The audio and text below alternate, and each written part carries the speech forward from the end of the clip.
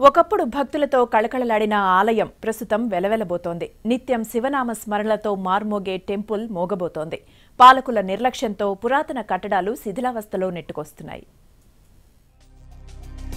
కొలనుపాక సోమేశ్వర ఆలయం నల్గొండ జిల్లాలోని అతి పురాతనమైన ఆలయం.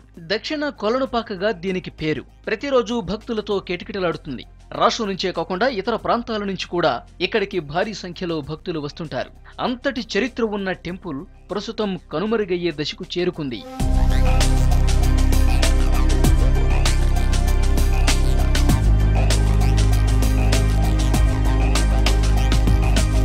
సోమేశ్వర ఆలయంలో శివలింగాన్ని ప్రతిష్ఠించిన జగద్గురు రేణుకాచార్య జయంతి ఉత్సవాలు ప్రతి ఏటా ఘనంగా జరుగుతాయి. 5 రోజుల పాటు జరిగే ఉత్సవాలకు రాష్ట్రం నుంచే కాకుండా తమిళనాడు, మహారాష్ట్ర, కర్ణాటక, ఆంధ్రప్రదేశ్ నుంచి భక్తులు వస్తుంటారు. ఈ వేడుకలు 4000 సంవత్సరాల నుంచి జరుగుతున్నట్లు చరిత్ర చెబుతోంది. ఆది జగద్గురు రేణుకాచార్య శ్రీ సోమేశ్వర మహాలింగం నుంచి ఉద్భవించి 1000 సంవత్సరాలు వీరశైవాన్ని బోధించి మళ్ళీ ఇదే లింగం లోపల లీనమైనట్టు దీని చరిత్ర.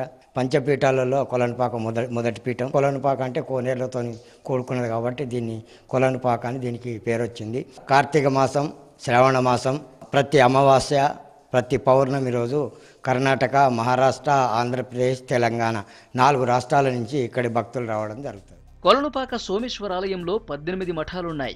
గత పాలకుల నిర్లక్ష్యంతోనే ఇంతటి గొప్ప చరిత్ర ఉన్న ఆలయం అభివృద్ధికి నోచుకోలేదు. కొన్ని మఠాలు ఇప్పటికే శిథిలావస్థకు చేరుకున్నాయి. అతి పురాతనమైన ఆలయానికి కనీస వసతులు లేకపోవడంపై భక్తులు ఆవేదన వ్యక్తం చేస్తున్నారు.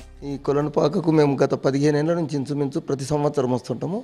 మాకు ఇక్కడికి వచ్చిన నుంచి కొంచెం అన్ని పరిస్థితులు మంచిగా అనుకూలంగా ఉన్నాయి. ఇది అతి పురాతనమైన చండికా సోమేశ్వర ఆలయము. 10-12 సంవత్సరాల సంది ఇక్కడ వస్తున్నాము. ఇక్కడ వచ్చి మేము ఉగాది తర్వాత వచ్చి మేము ఒడిబియ్యం పోస్తాము.